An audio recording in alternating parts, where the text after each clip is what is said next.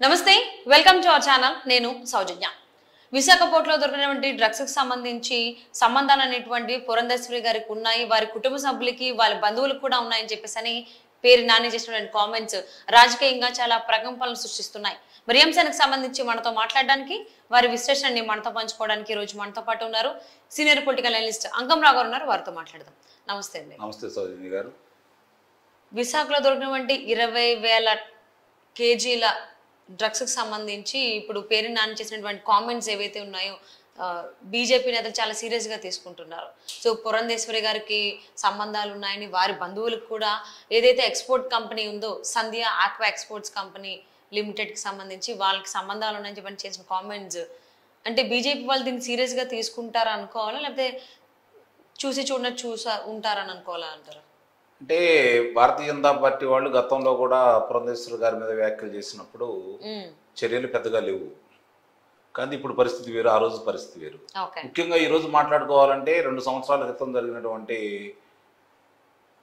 గుజరాత్లో జరిగినటువంటి దొరికారు కదా అప్పుడు 22 టన్నులు అప్పుడు ఇప్పుడు 25 టన్నులు అప్పుడు కొకైన్ కూడా దొరికింది ఆ సందర్భంగా వాళ్ళు చూసుకుంటా ఉంటే ఆ రోజు ఇప్పుడున్నటువంటి శాసనసభ్యుడికి సంబంధించి వాళ్ళ బెనామీలకు సంబంధించిందని చెప్పని ఆ రోజు కూడా అందరూ ప్రచారం చేశారు వాస్తవాలు కూడా తెలిసినాయి కానీ ఇంతవరకు దాని మీద పెద్దగా చర్యలు అంటే ఏం కనపడలా ఇప్పుడు పురంధేశ్వరి గారి మీద ఇప్పుడు పేరు నాని గారు ఇప్పుడు జరుగుతున్న దాని గురించి మాట్లాడుకుంటా ఉంటే నాకు 2019 సంఘటన ఒకటి గుర్తొస్తా ఉంది నారాసుర రక్త చరిత్ర పుంకాలుగా ఆ రోజు పత్రికల్లోనూ వాళ్ళ ప్రసార మాధ్యమాల్లో దాని గురించి ఉదాహరించారు వివేకానంద రెడ్డి గారి హత్య ఉదంతాన్ని అంటే ఎన్నికల ముందు వాళ్ళకు ప్రచారాస్త్రంగా ఆ రోజు లభించింది దాంట్లో వాస్తవాలు ఎంత ఉన్నాయి ఈరోజు ప్రజలందరికీ తెలుసు ఇప్పుడు పేర్ని రాణి గారు ఈ అంశాన్ని అంటే కాకపోతే ఆ రోజు చంద్రబాబు నాయుడు గారి మీద నెట్టినా దానికి వాళ్ళకే ఫలితం వాళ్ళకి దక్కింది ఈరోజు పేర్ని నాని గారు వెళ్ళేసి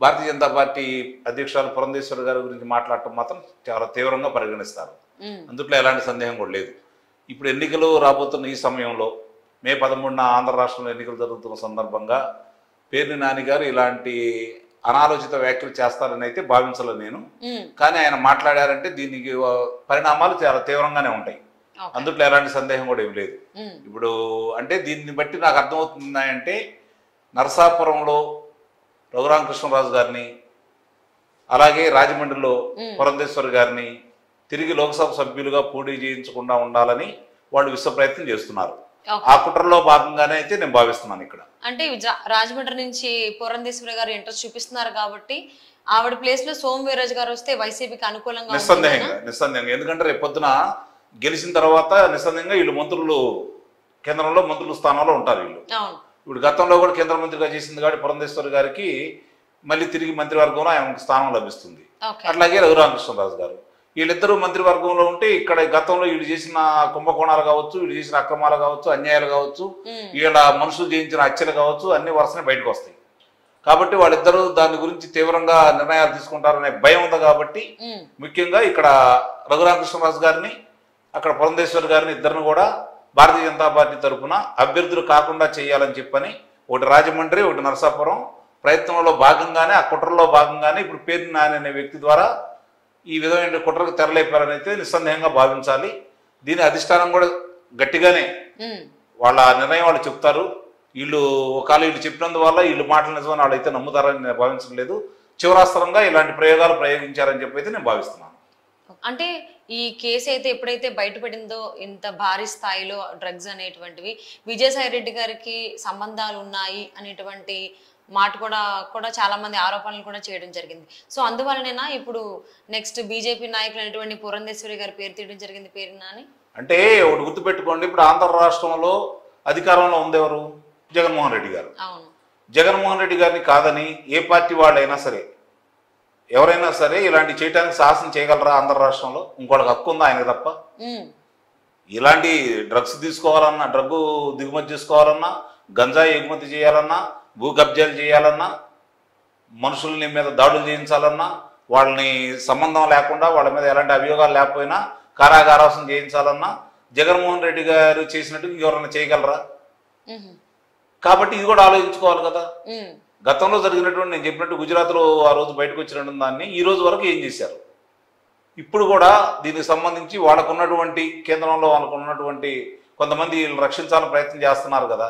ఇప్పుడు కూడా జగన్మోహన్ రెడ్డి గారిని గెలిపించాలని రఘురామకృష్ణరాజు గారు కావచ్చు, లేదా పురంధేశ్వరి కావచ్చు, వీళ్ళు పోటీ చేయకుండా ఉండాలని చెప్పి విశ్వ ప్రయత్నం చేసేవాళ్ళు ఉన్నారు కదా ఎవడో మనుషులు. ముఖ్యంగా వాళ్ళ ద్వారా ఈ నాటకాలు ఆడిస్తున్నారని చెప్పి నాకైతే అనిపిస్తా ఉంది.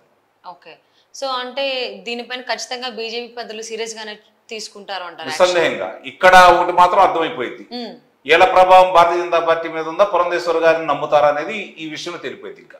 ఓకే, సో అంటే దీన్ని బట్టి పొత్తుకు సంబంధించి కూడా ఏమన్నా విభేదాలు అలాంటివి ఏమన్నా కూడా విభేదాలు సృష్టించాలని ప్రయత్నం చేస్తున్నారు. పొత్తులు చివరిదాకా కొనసాగకూడదని చెప్పి వాళ్ళు ఒక ఆలోచనలో చేస్తున్నారు. కాబట్టి చూడాలి, దాన్ని బట్టి వీళ్ళు ఇలాంటి కుయుక్తులు పన్నందువల్ల పొత్తులకు వచ్చిన ఇబ్బంది అయితే ఉండదు. అభ్యర్థుల విషయంలో ఇలా ఉండకూడదనే తలంపుతోటి వాళ్ళు ఈ కుట్రలో తెరలేపారనేది చాలా స్పష్టం. అందుట్లో ఎలాంటి సందేహం కూడా ఏం లేదు. ఇప్పుడు వచ్చింది 16వ తారీఖు. ఇప్పుడు మనం చూసుకుంటా ఉంటే సిబిఐ గొప్పదా, సిఐడి గొప్పదా? సిబిఐ అని మీరు ఎట్టా అనుకుంటున్నారు? అవినాష్ రెడ్డి గారిని అరెస్ట్ చేయడానికి మేనమేషాలు లెక్క పెట్టి 3 రోజులు మల్లగొల్లాలు పడి ఏమి చేయకుండా ఎన్నికలిన సిబిఐ గొప్పదా? అర్ధరాత్రి పూట వెళ్ళి 14 సంవత్సరాలు ముఖ్యమంత్రిగా చేసి ఉన్నటువంటి మాజీ ముఖ్యమంత్రి అయినటువంటి చంద్రబాబు నాయుడు గారిని అరెస్ట్ చేసిన సిఐడి గొప్పదా? అంటే ఇక్కడ అరెస్ట్ మన రాష్ట్రానికి వరకు చెప్పండి. అంటే ఇక్కడ అరెస్ట్ చేసిన వాళ్ళకంటే ఎవరైతే అరెస్ట్ చేయబడ్డారో వాళ్ళు అనుకూలించబట్టే కదా. కాబట్టి మరి అన్నప్పుడు సిబిఐ వాళ్ళకంటే వీళ్ళే ఇక్కడ రాష్ట్రం వరకు వీళ్ళే గొప్పవాడి కింద జమేసుకోవాలి కదా. మరి వాళ్ళు ఏం చేస్తున్నారు? 16వ తారీఖు ఇక్కడికి వస్తే వాళ్ళ వేగులు ఏం చేస్తున్నాయి? కనీసం వాళ్ళకి ఏపీ పోలీస్ క్లాస్ ఇన్ఫర్మేషన్ కూడా లేదు. అలా కాదు కదా, నిన్న వాళ్ళు వెళ్ళి సిబిఐ అధికారులు తనిఖీ చేయబోతా ఉంటే అడ్డుపడింది ఎవరు? అంటే వీళ్ళు వచ్చారని చెప్పేసి అని తెలిసి వాళ్ళు వచ్చారు తప్ప అది అక్కడికి డ్రగ్స్ వచ్చిన సంగతి వాళ్ళకి తెలియక కాదు, తెలుసు. అధికారులు, పోలీసులు, ప్రజాప్రతినిధులు అందరూ కలిసి కుమ్మక్కైతేనే ఇలాంటివి జరుగుతాయి. గుర్తుపెట్టుకోండి, ఒక్కళ్ళ వల్ల ఎప్పుడు జరగదు. వీళ్ళు ముగ్గురు అనుకూలంగా ఉంటేనే ఇది జరిగింది. అది కాబట్టి ఇది ఇక్కడ ఉన్నటువంటి పోలీస్ శాఖ వారికి తెలుసు, అధికారులకి తెలుసు, ప్రభుత్వ పెద్దలకు ప్రమేయం ఉందనేది స్పష్టం. అందుట్లో ఎలాంటి అనుమానం కూడా ఏం లేదు. సో ఇప్పుడు కావాలని చెప్పేసి పురంధేశ్వరి గారి పేరు తీయడం జరిగిందంటారా డైవర్షన్ కోసం? నిస్సందేహంగా, అందుట్లో ఎలాంటి సందేహం కూడా ఏం లేదు. అంటే డ్రగ్స్ గతంలో వీళ్ళ గుణగణాలు, వీళ్ళ వ్యవహారాలని క్షుణ్ణంగా తెలిసిన తర్వాత, గతంలో వీళ్ళు చేసిన ప్రచారాలని అబద్ధాలని తేలిన తర్వాత అసలు వీళ్ళ మాటల్లో విశ్వరీత ఉండదు కదా. కాబట్టే మాట్లాడుతున్నాం అట్లా. ఓకే, సో అండ్ బుద్ధిటి నుంచి కూడా అంటే డ్రగ్స్ కేసు తెలిసినప్పటి నుంచి కూడా దీని వెనకాల విజయసాయి రెడ్డి గారు ఉండుండొచ్చు. ఎందుకంటే ఇంతకు ముందు బ్రెజిల్ కి సంబంధించినటువంటి ఆయనకి విషయం చెప్పడం జరిగింది అనే దాని మీద సత్సంబంధాలు ఉన్నాయని టాపిక్ వచ్చింది. విజయసాయి రెడ్డి గారు మీరు తక్కువ అంచనా వేస్తున్నారా? నేను ఎవరిని అంచనా చేయలేదు. ఐక్యరాజ్య సమితి ప్రధాన కార్యదర్శి కదా ఆయన. భారతదేశ తరపున విదేశీ వ్యవహారాలు నిర్వహించింది మొత్తం ఆయనే కదా. కాబట్టి ఆ అధికారంతో అప్పుడున్న బ్రెజిల్ అధ్యక్షుడిగా ఎన్నికైన 3 సంవత్సరాల క్రితం వారికి శుభాకాంక్షలు తెలియజేయడం జరిగింది. ఇంకోటి గుర్తుపెట్టుకోండి, లోకేష్ బాబు అనే వ్యక్తి 2 సంవత్సరాల క్రితమే బ్రెజిల్లో వీళ్ళకు ఉన్నటువంటి ఈ రహస్య ఒప్పందాలు, ఈ లావాదేవీల గురించి 2 సంవత్సరాల క్రితం వ్యక్తం చేయడం కూడా జరిగింది. అంటే దీన్ని బట్టి అర్థమవుతుంది ఏంటి? భారతీయ జనతా పార్టీకి బ్రెజిల్తో సంబంధం ఉందా, లేకపోతే వైఎస్ఆర్సీపీ పార్టీకి సంబంధం ఉందా, తెలుగుదేశం పార్టీ వాళ్ళతో సంబంధం ఉందా? నిస్సందేహంగా వైఎస్ఆర్సీపీ పార్టీ వాళ్ళకి ఆ రోజు విజయసాయి రెడ్డి గారు పంపించారు కాబట్టి శుభాకాంక్షలు. ఈ నిస్సందేహంగా వాళ్ళ ప్రమేయం ఉందని చెప్పి ఒప్పుకోవాలి. ఓకే, అండ్ అలాగే ఈ డ్రగ్స్ అంశానికి సంబంధించి పేరు నాని పురంధేశ్వరి గారి పేరు తీశారు కాబట్టి దీనిపైన బీజేపీ పెద్దలు ఏ విధంగా రియాక్ట్ అవుతారు అనే దాన్ని బట్టి సో వీళ్ళకి అంటే బీజేపీకి వైఎస్ఆర్సీపీకి సత్సంబంధాలు ఉన్నాయా లేవా, లేకపోతే నటిస్తున్నారు ఏంటనే తేడతనం అయిపోయిగా అందరూ భావిస్తున్నారు. చూద్దాం అసలు ఏం జరుగుతుంది, వీళ్ళకి సత్సంబంధాలు ఉన్నాయా లేవా అని. And thank you so much for spending your valuable time with us, Ankamrao. Thank you.